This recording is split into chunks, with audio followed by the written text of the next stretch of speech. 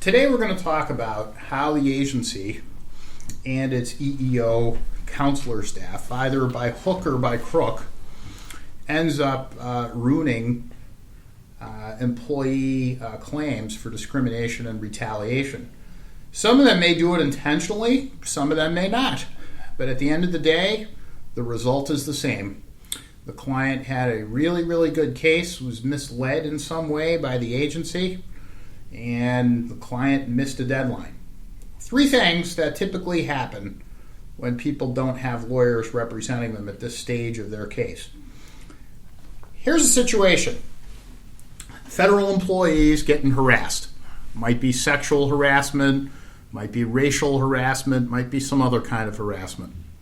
The employee complains to his or her manager about it. The manager complains to somebody else, and word gets back to the employee that, hey, here's what we're going to do.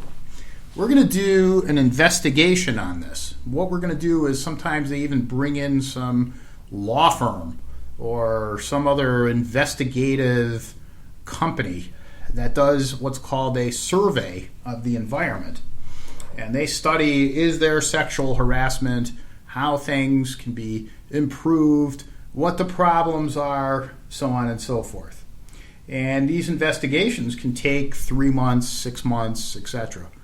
The problem is the employee is never told that the investigation stops the 45-day deadline that person has to complain to the EEO office.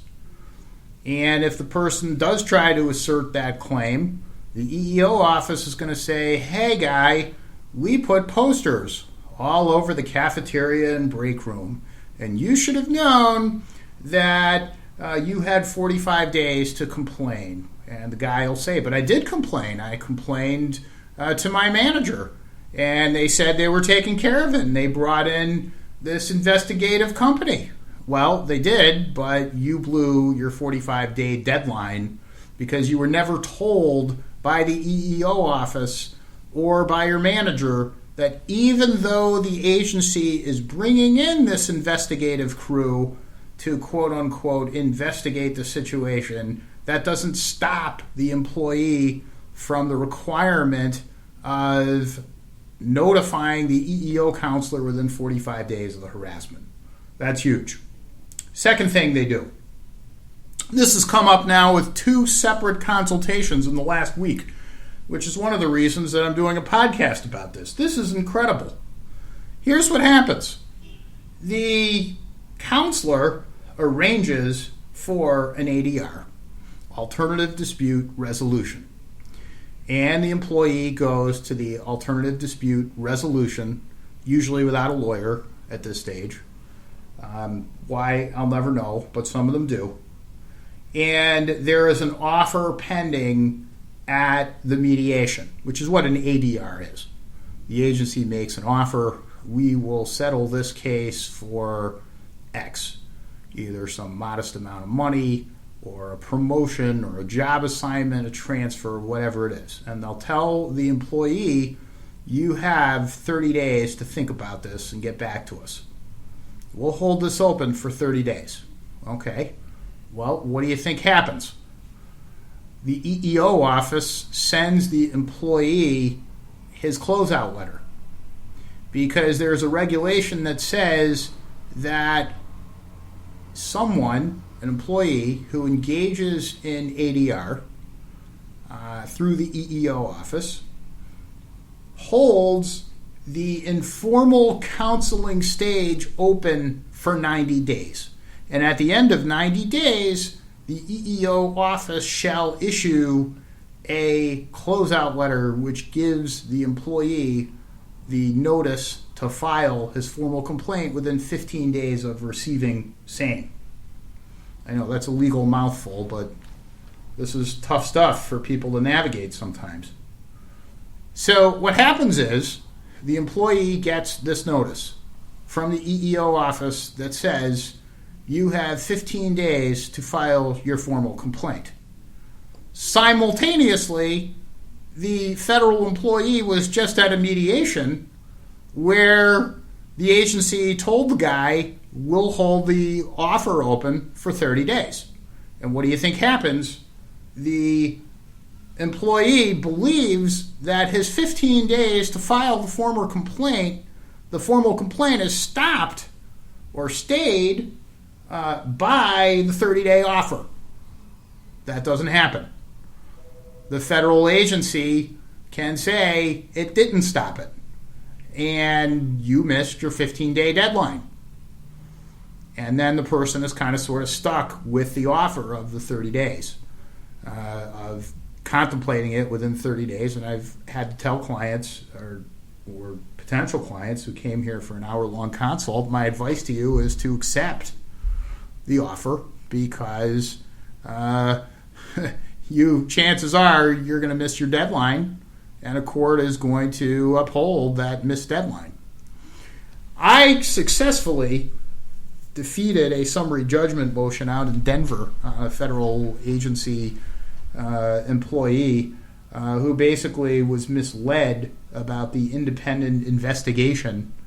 But I wouldn't count on that. I mean, that's not the usual or established case law. And I can definitely see an administrative law judge saying, sorry, federal employee, you lose, and you didn't file in time. The third thing that EEO counselors do doesn't really have anything to do with deadlines, but it can really demoralize a federal employee. That's what they do is they don't investigate well enough the agency's intentions at mediation. Now, as a federal employee, when you complain to your counselor, you have an option of either going to this alternative dispute resolution, which is a mediation, or counseling. Now, if you pick the mediation, the agency will go to the mediation, and I've actually had this happen recently. It was a mediation by phone, so my client didn't have to spend any time traveling, didn't have to pay for my travel costs.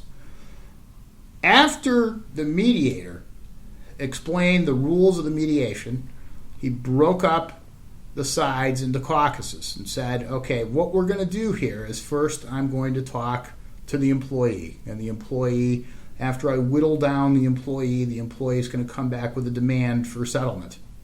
And then we're going to go to the agency. Mediator did this, spent, 20, 25 minutes with my client, got a demand, went back to the agency. The agency said, oh, we're not settling this case. We're not going to pay 1 cent of money to this, and we're not going to offer any sort of resolution of any kind. Okay, well, why did you agree to go to mediation? Number one. Number two, if you went to mediation, why didn't you tell the mediator right away that you're not going to offer anything? You could have saved everybody a bunch of time here in these caucus sessions. I am convinced the reason agencies don't do that is they want to demoralize people. They want to make sure that people have a feeling of desperation, that there is nothing I can do, that the agency is just so powerful and mighty that look at what they just did to me. There's no way I could win.